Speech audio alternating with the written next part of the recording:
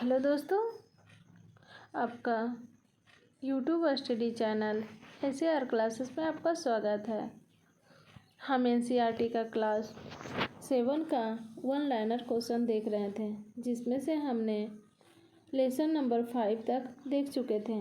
आज हम lesson number 6 करेंगे। टॉपिक का नाम है जीवों में श्वसन। प्लीज़ दोस्तों, वीडियो अच्छा लगे तो लाइक और सब्सक्राइब कर दीजिएगा, कमेंट बॉक्स में कमेंट कर दीजिएगा और शेयर करिए अपने दोस्तों में, ताकि वीडियो बनाने में हमें और मोटिवेशन मिले। चलिए क्वेश्चन नंबर 1 देखते हैं। निम्नलिखित में से कौन सा पदार्थ हमारी पेशियां में संचित होता है जिससे ऐंठन होती है? इसका सही होगा लैक्टिक अम्ल। नेक्स्ट क्वेश्चन है, किस क्रिया द्वारा ग्लूकोज के एक अणु से 2 अणु पाइरूवेट का निर्माण होता है? इसका सही होगा अवायवीय श्वसन। क्वेश्चन नंबर 3 है, पाइरूवेट का पूर्ण ऑक्सीकरण कहाँ होता है? इसका सही होगा माइटोकॉन्ड्रिया में। नेक्स्ट क्वेश्चन है, क्वेश्चन नंबर 4 है, अंतःश्वासित वायु तथा उच्छ्वासित वायु में ऑक्सीजन का प्रतिशत कितना होता है? इसका सही होगा 21% तथा 16.4%। नेक्स्ट क्वेश्चन, क्वेश्चन नंबर 5 है, मानव शरीर की कौन सी वक्ष गुहा से अलग करती है? इसका सही होगा डायाफ्राम। क्वेश्चन नंबर 6 है, किसी सामान्य वयस्क व्यक्ति की विश्राम अवस्था में औसत श्वसन दर होती है? इसका सही होगा 15 से 18 प्रति मिनट।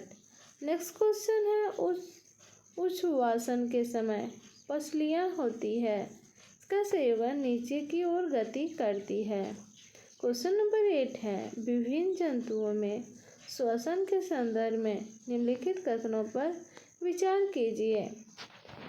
ऑप्शन नंबर ए है, केंचुए श्वसन कर त्वचा से करते हैं।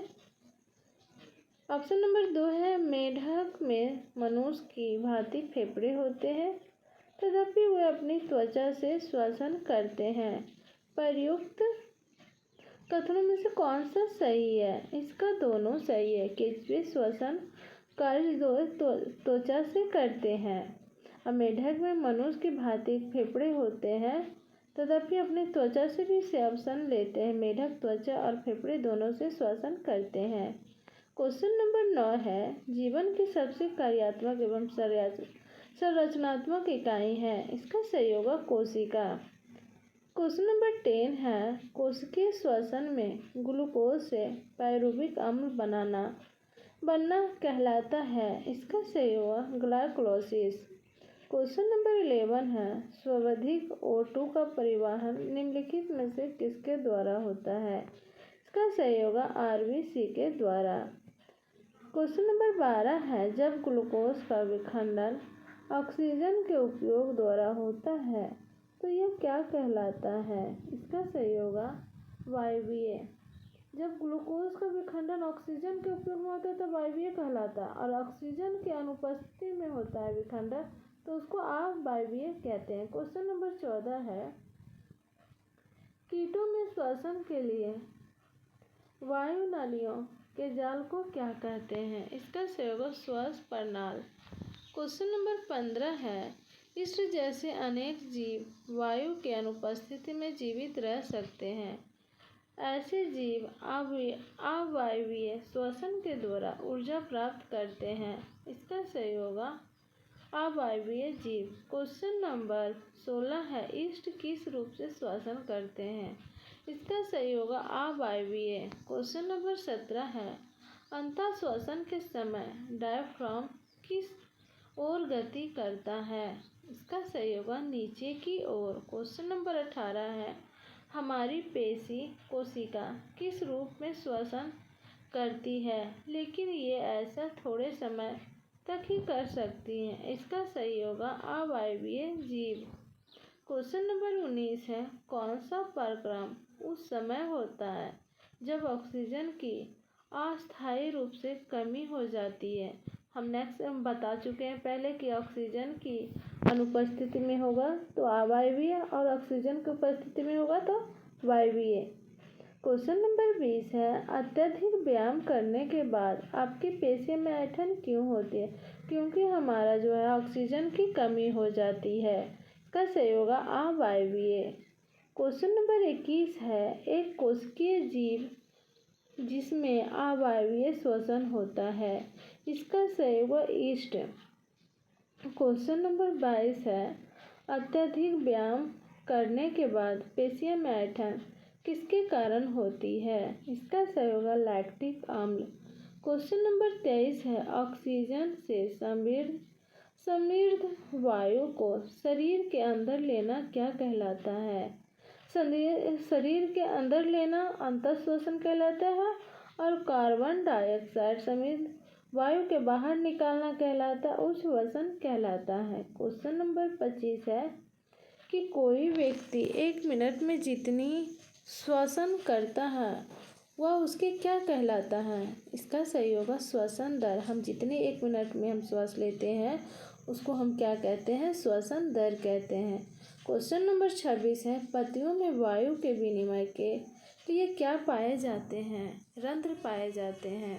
क्वेश्चन नंबर 27 है, किस जीव के श्वसन में ग्लूकोज का विखंडन अल्कोहल में होता है? इसका सही होगा ईस्ट। क्वेश्चन नंबर 28 है, फेफड़े स्थित होते हैं। इसका सही होगा वश गुहा।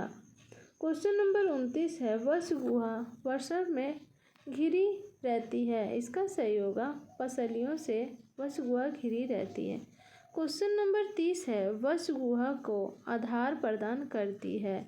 इसका सही होगा डायफ्राम। क्वेश्चन नंबर 31 है, फेफड़ों की सुरक्षा कौन करता है? इसका सही होगा पिंजर। क्वेश्चन नंबर 32 है, अंतःश्वसन के समय पसलियाँ किस ओर गति करती है? इसका सही होगा ऊपर और बाहर की ओर। क्वेश्चन नंबर 33 है, खुला परिसंचरण तंत्र किसमें पाया जाता है? इसका सही होगा कॉकरेज में। क्वेश्चन नंबर 34 है, कोशिका के अंदर ऑक्सीजन का उपयोग करके भोजन किस में विखंडित हो जाता है? इसका सही होगा कार्बन डाइऑक्साइड और जल में खंडित हो जाता है। क्वेश्चन नंबर 35 है, पादप के किस भाग द्वारा प्रकाश संश्लेषण हेतु वायु से कार्बन डाइऑक्साइड ली जाती है? इसका सही होगा रंध्र। जीव जो वायु की अनुपस्थिति में जीवित रह सकते हैं वे कहलाते हैं। इसका सही होगा अवायवीय जीव। क्वेश्चन नंबर 37 है, अत्यधिक व्यायाम के ऐंठन से आराम पाने के लिए गर्म तेल की मालिश या गर्म पानी से स्नान करके दर्द कम क्यों होता है? का संचरण बढ़ने से, लैक्टिक अम्ल पिघलने से, ऑक्सीजन की आपूर्ति बढ़ने से। इसका सही होगा उपरोक्त में से सभी कारण से। क्वेश्चन नंबर 38 है, नासा गुहा से वायु श्वास नली से होकर किस में प्रवेश करती है? इसका सही होगा फेफड़ों में। क्वेश्चन नंबर 39 है, अधिक व्यायाम करने में श्वसन दर कितनी देर तक बढ़ सकती है? इसका सही होगा 35 बार प्रति मिनट। क्वेश्चन नंबर 40 है, अंतःश्वसन द्वारा वायु नथुनों से सबसे पहले किस में जाती है? इसका सही होगा नसा गुहा में। क्वेश्चन नंबर 41 है, अंतःश्वसन के समय वश गुहा का आयतन कैसा हो जाता है? इसका सही होगा बढ़ जाता है। क्वेश्चन नंबर 42 है, केंचुए में गैसों का आदान प्रदान किसके द्वारा होता है? इसका सही होगा त्वचा के द्वारा। क्वेश्चन नंबर 43 है, मछलियाँ किसके द्वारा श्वास लेती है? इसका सही होगा क्लोम के द्वारा।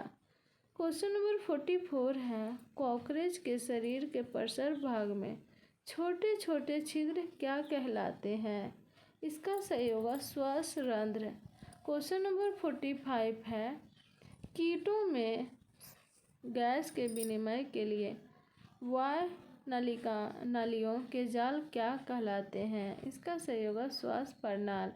क्वेश्चन नंबर 46 है, किस क्रिया द्वारा ग्लूकोज के एक अणु से 2 अणु पायरूवेट का निर्माण होता है? इसका सही होगा अवायवीय श्वसन।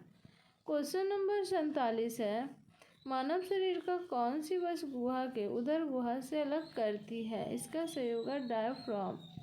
क्वेश्चन नंबर 48 है, किस अवस्था में वातावरण से वायु पक्ष द्वारा फेफड़ों में प्रवेश करती है, जिससे वक्ष गुहा का आयतन बढ़ जाता है?